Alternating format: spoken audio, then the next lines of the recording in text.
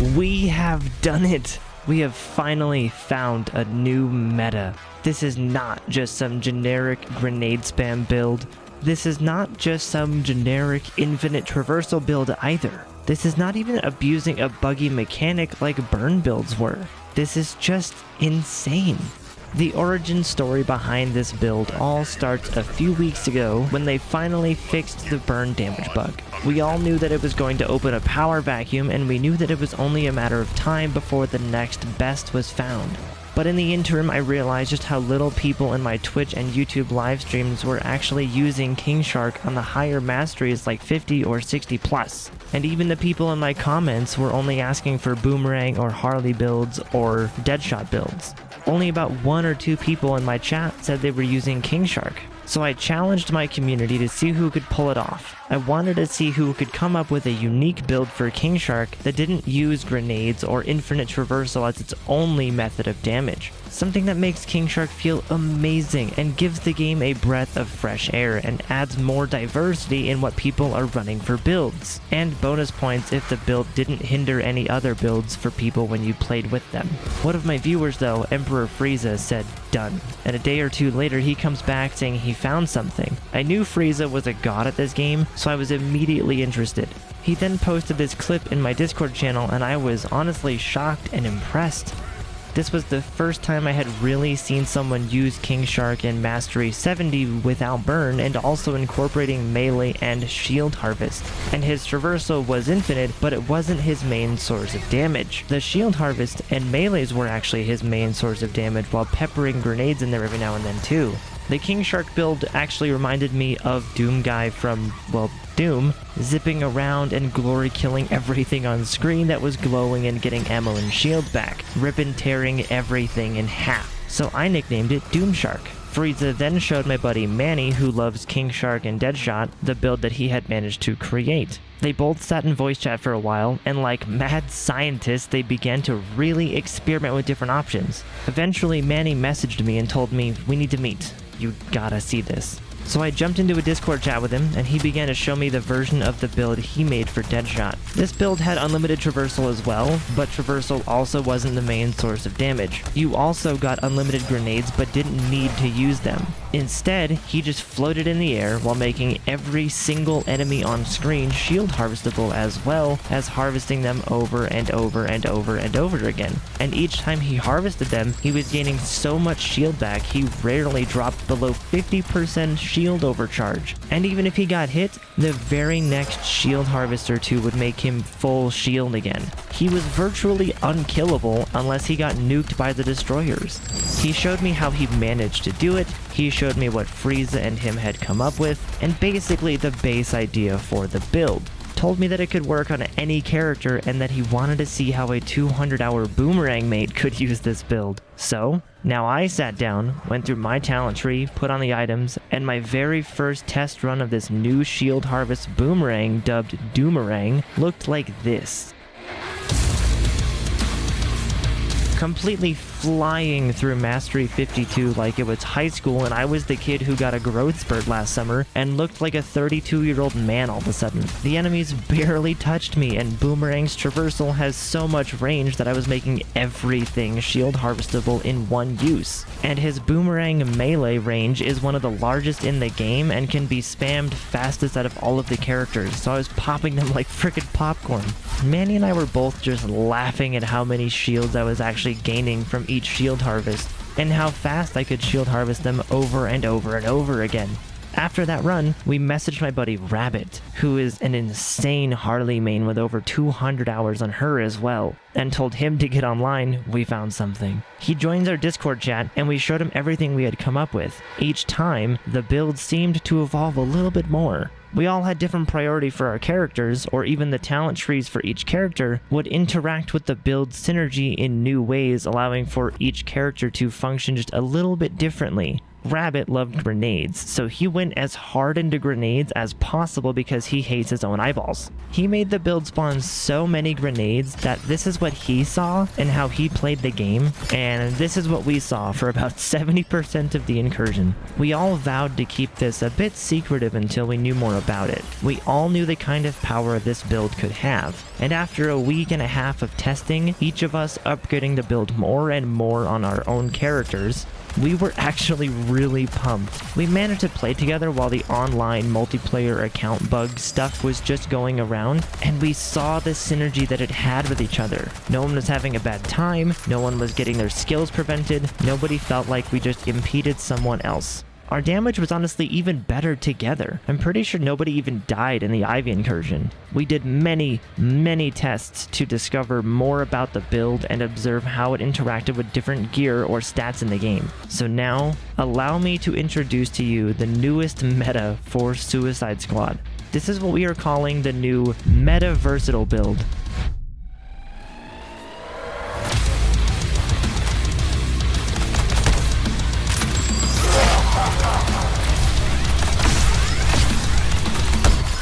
It is completely malleable, completely interchangeable, and completely customizable. The Meta Versatile builds can handle insane mastery level tiers. And yes, you heard me correctly. I said builds, plural.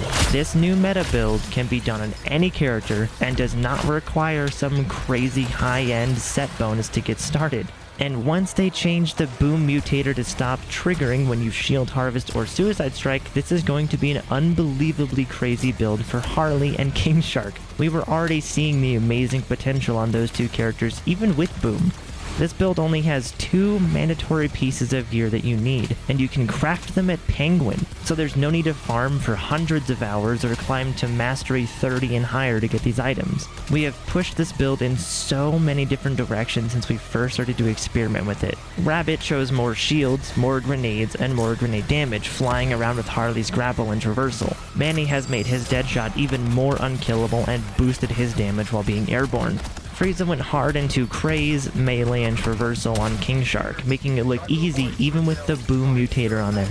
And I turned Boomerang into a glass cannon that bullies the big brutes and destroyers. I stunlock and stack damage over and over and over again until they pop. This build has been used in Mastery Level 100 incursions, but can easily be started by any beginner by just completing the support squad missions in the world for hack. Then you just go to Penguin and craft the traversal mod called Newtonian Mechanics, and the neck bomb mod called Modern Application for the 2-piece set bonus. Hack's set bonus says that with 1 piece you get 3% passive traversal attack and suicide strike resource gain, and with 2 pieces equipped, traversal attacks now do 50% less damage, but have a 100% chance to make all enemies hit by it shield harvestable, and suicide strike kills give you unlimited firearm ammo for 7 seconds. So with these 2 pieces alone, you already have something that lets you gain traversal and suicide strike resource way faster and makes every enemy that you hit with your traversal shield harvestable. So even at lower levels, just these 2 pieces will give you an edge because the shield harvest will keep you alive longer. And then as you gain more and more gear, you can start adding more and more to this build depending on your playstyle. For example, my glass cannon Boomerang uses tier 3 Bane items to get the 3-piece bonus, while also using a stacked deck, and everything is focused on pure damage wherever I can. Rabbit used tier 3 Bane and tier 1 Bane items to get 2 different set bonuses for grenades, and then uses the 2 faces Persuader to get even more grenade ammo. Frieza leaned into the shield harvest mechanic and used the Undertow melee item to do group AoE explosions when using shield harvest. And Manny went full Craze build, stacking tier 3 Bane items for the 3-piece bonus, Jinx's unlucky coin, and used the Black Mask Sniper for the 500% extra damage to the 5th enemy that you craze. And there's still more build ideas that we have involving this setup, more diversity that we haven't even seen yet.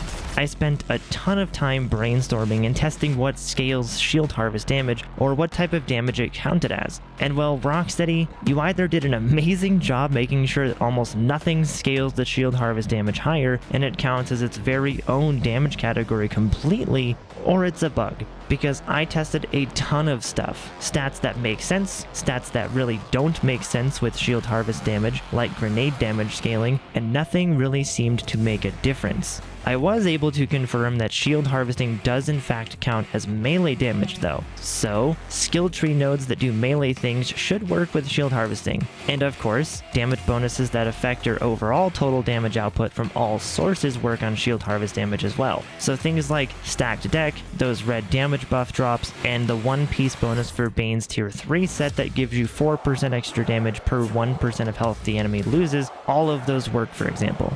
But things got really weird in my testing when I was testing out these skill tree nodes on Doomerang that say they increase damage dealt by 60% or 100%. Those don't actually affect shield harvest damage, or at least it didn't seem to. That means you will have to test certain skill tree damage bonuses to see if they affect your total damage dealt from all sources or not. But one easier way to scale your shield harvesting damage is to put a bunch of melee damage augments on as much gear as you possibly can. This was confirmed when I looked for the melee item that had the highest base damage for shield harvest damage. I took the Come At Me melee weapon that had a crazy high shield harvest damage for me of like 66,000 I believe, and I put as many augments on it as I could for melee damage, and the shield harvest damage got boosted all the way up to 96,000 damage. I can also say that from all of my testing in this game, shield harvest damage seems to be the only damage that is multiplicative, which means it can actually scale super high if you add the right stuff. But it's extremely picky to what it will scale with, or what will actually scale the damage. But when you do find the right stuff, you hit unbelievably hard. I've seen shield harvest hit for 41 million damage, and I'm very confident that I can hit even higher than that.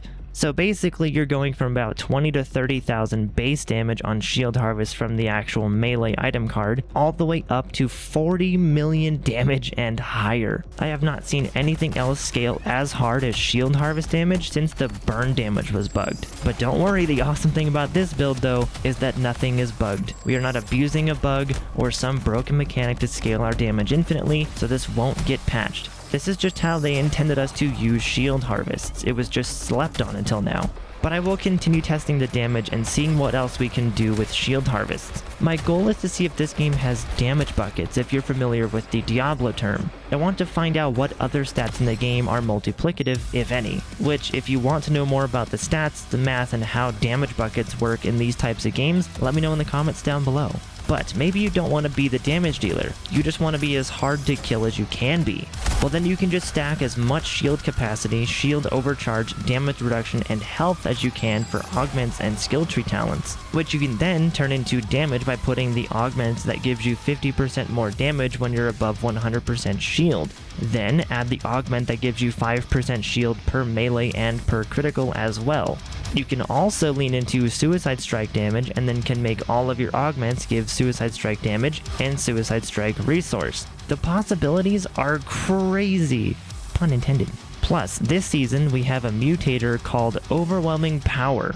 This mutator gives enemies 1% more damage, but also makes them take 0.5% more damage the lower their health gets. And when you shield harvest them, the overwhelming power gets removed and adds a 25% damage buff to you for 20 seconds, and it can stack 10 times. So just for shield harvesting enemies as you would normally be doing, you will get a free 250% damage buff to all damage. And who knows what other items or mutators we will get during Season 1 just around the corner in March. And once they fix online and let us join our friends again, this build has amazing synergy with most builds out there. Because you're not forced into any specific afflictions, you won't annoy the burn or craze build people, and you will be stunning everything with your traversal attacks and shield harvest, allowing people to do damage safely. And the cherry on top is that if your friend makes them shield harvestable, you can still harvest that person and vice versa. So no one's gonna be like stealing harvest, there's plenty to go around. This build is just amazing for all of you King Shark mains that want something new to run to feel like you can actually keep up or surpass your friends. But with this build, any character can help the entire team. That's why we called it meta-versatile. because it's going to be one of the best builds you can run, and you can change it to fit any playstyle that you need it to. Speaking of which though, if you would like a more in-depth build guide for any specific character about this build or using this build, let me know in the comments down below. I main Boomerang and I created an absolutely disgusting glass cannon build that trades out the shields for pure damage, and it hits stupid hard.